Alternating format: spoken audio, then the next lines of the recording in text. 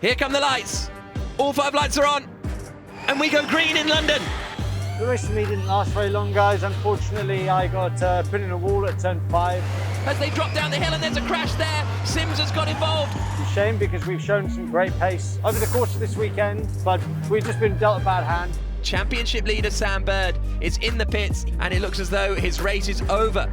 Positives are we're still right up in the fight of the teams. I'm still leading the drivers. We go tomorrow, we've got another chance. We push again. My race was over pretty quickly. Unfortunately, I got tangled up around turn 5. Sims, I think, was put into the wall, stopped, and I had nowhere to go. I got hit from behind, and then the front wing was broken. Then went under the car, so I had to box, get that changed, and then we just spend the rest of the race learning for tomorrow. So with the obviously reset, have to execute a good day to pull back some points of loss over the last few races.